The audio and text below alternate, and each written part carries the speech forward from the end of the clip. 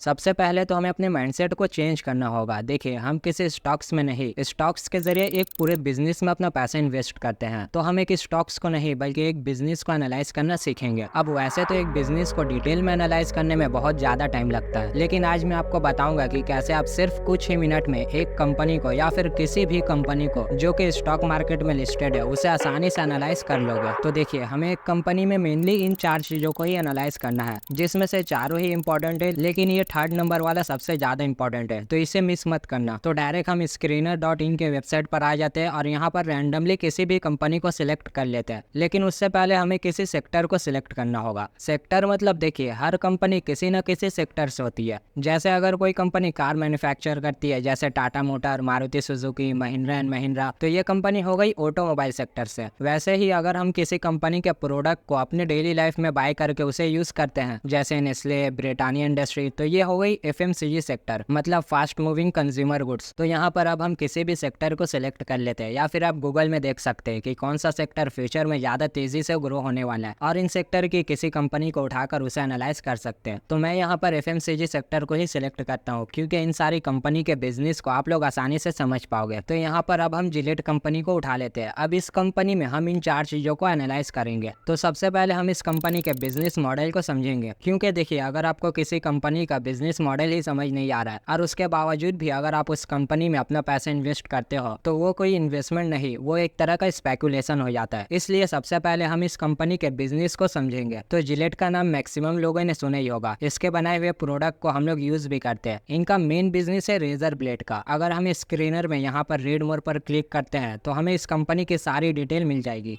Gillette sells razor and blade, shaving gel, shaving cream and after shave through various model like drug store, department store, grocery store, mass merchandiser, membership club store. और यहाँ पर हम इनके सारे brands और product को देख सकते हैं, या फिर इसके अलावा हम विकिपीडिया में भी इस कंपनी के बिजनेस को डिटेल में एनालाइज कर सकते हैं। इसके बाद हमें इस कंपनी के फाइनेंशियल को एनालाइज करना है, जिसके लिए हमें इस कंपनी के profit and loss statement, balance sheet और कैश फ्लो स्टेटमेंट को देखना है। तो प्रॉफिट एंड लॉस स्टेटमेंट में कंपनी का रेवेन्यू और प्रॉफिट दोनों इंक्रीज होता हुआ दिखना चाहिए। तो मेरे केस में कंपनी का रेवेन्यू भी हर साल इंक्रीज हो रहा है और प्रॉफिट भी इंक्रीज हो रहा है, पर कंपनी अपने रेवेन्यू को ज्यादा तेजी से इंक्रीज नहीं कर रही है, लेकिन कंपनी अपने प्रॉफिट को ज्यादा तेजी से इंक्रीज कर रही है। जैसे इस कंपनी ने 2015 में 1875 करोड़ का सेल किया था, और 2019 में भी कंपनी ने लगभग उतना ही सेल किया था, 1862 करोड़ का। लेकिन कंपनी ने 2015 में 158 करोड़ का प्रॉफिट कमाया था, और 2019 में कंपनी ने उतना ही सेल में 253 करोड़ का प्रॉफिट कमाया था। अब ऐसा कैसे हुआ?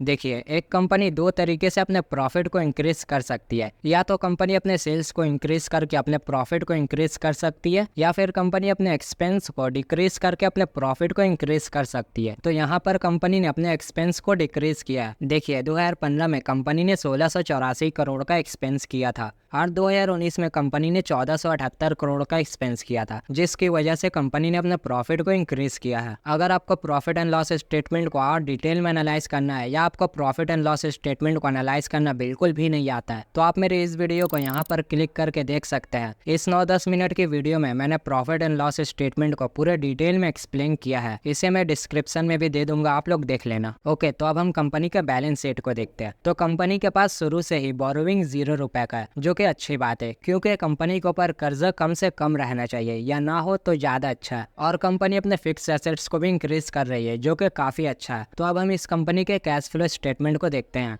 देखिए, एक कंपनी का नेट कैश फ्लो पॉजिटिव में रहे तो वो अच्छा है, लेकिन इस कंपनी का नेट कैश फ्लो किसी साल ज़्यादा है तो किसी साल कम है, तो किसी साल माइनस में। लेकिन अगर हम थोड़ा डीप में देखेंगे तो कंपनी का सबसे ज़्यादा पैसा जा रहा है अपने इन्वेस्टर को डिविडेंड पे करने में, और कुछ पैसा जा रहा है एसेट्स परचेस करने में। इसके अलावा इस कंपनी और कहीं पर भी अपना पैसा खर्च नहीं कर रही है। तो अगर कंपनी अपने डिविडेंड पेमेंट को थोड़ा डिक्रीज करेगी तो इनका net cash flow automatically increase होगा, जिससे ये कंपनी अपने बिजनेस को और ज़्यादा एक्सपांड कर सकती है, या फिर अदर इन्वेस्टमेंट कर सकती है। बाकी इस कंपनी का फाइनेंशियल स्टेटमेंट काफी स्ट्रॉन्ग है। इसके बाद हमें एक बार कंपनी के शेयर होल्डिंग पैटर्न को भी देखना है। देखिए, किसी भी कंपनी में प्रोमोटर होल्डिंग एटलीस्ट 50% से ज्यादा होना चाहिए, और प्रोमोटर होल्डिंग डिक्रीज होता हुआ नहीं दिखना चाहिए। तो इस कंपनी में प्रोमोटर होल्डिंग 75% है, और ये पिछले 8-9 सालों से सेम है। देखिए, अगर किसी कंपनी में प्रोमोटर होल्डिंग ही कम है या किसी कंपनी का प्रोमोटर होल्डिंग हर साल डिक्रीज होता जा रहा है, तो हमें समझ जाना चाहिए कि कंपनी में कुछ तो गड़बड़ है या कंपनी किसी न किसी मुसीबत में फंसी है। इसलिए कंपनी के प्रोमोटर कंपनी के शेयर को सेल करते जा रहा है और ऐसी कंपनी को हमें इग्नोर कर देना चाहिए। ओके, तो अब ये सारी एनालिसिस करने के बाद हमें कंपनी के वैल्यूएशन को चेक करना है कि कंपनी ओवर वैल्यूड है या अंडर वैल्यूड। मतलब ये कंपनी हमें सस्ते में मिल रही है या महंगे में मिल रही है या फिर फेयर प्राइस में। तो एक कंपनी का वैल्यूएशन निकालने का सबसे आसान तरीका है उस कंपनी का पीई रेशियो को चेक करना। पीई रेशियो मतलब प्राइस टू अर्निंग रेशियो। अब ये कैसे निकलता है? देखिए, जब हम एक कंपनी के करंट शेयर प्राइस को उसके करंट ईपीएस मतलब अर्निंग पर शेयर से डिवाइड करते हैं तो हमारा आता है पीई रेशियो। तो इस कंपनी का पीई रेशियो 69 का है, जो कि काफी ज्यादा है। क्योंकि किसी कंपनी का पीई रेशियो 20 या उससे कम रहता है तो उसे अंडर वैल्यूड माना जाता है, लेकिन इस कंपनी का पीई रेशियो 69 का है, मतलब ये कंपनी काफी ज्यादा ओवर वैल्यूड है। तो हो सकता है कि अगले 1-2 साल में इस कंपनी का शेयर प्राइस नीचे चला जाए। इसके अलावा हम इस कंपनी के पीई रेशियो को इंडस्ट्री पीई से कंपेयर कर सकते हैं, जिससे हमें पता चलेगा कि इस इंडस्ट्री के बाकी कंपनी का पीई रेशियो कितना है। तो मेरे केस में इस इंडस्ट्री का पीई रेशियो अभी 70 का है, मतलब पूरा इंडस्ट्री ही ओवर वैल्यूड है। ओके, तो हमने कंपनी के बिजनेस मॉडल को समझ लिया, कंपनी का फाइनेंशियल को भी एनालाइज कर लिया जो कि काफी स्ट्रॉन्ग है, पर कंपनी तो ओवर वैल्यूड है। तो ऐसे केस में हम क्या कर सकते हैं? देखिए, ऐसे केस में अगर हमें कंपनी के शेयर को बाय करना है तो हम इस कंपनी को अपने डीमेट अकाउंट के वॉच लिस्ट में ऐड करके इसके ऊपर नजर रख सकते हैं और जैसे ही कंपनी का शेयर प्राइस सस्ता होता है तो हम इसे बाय कर सकते हैं। ओके, तो अभी तक हमने पहली 3 चीजों को एनालाइज कर लिया। अब फाइनली हमें देखना है न्यूज।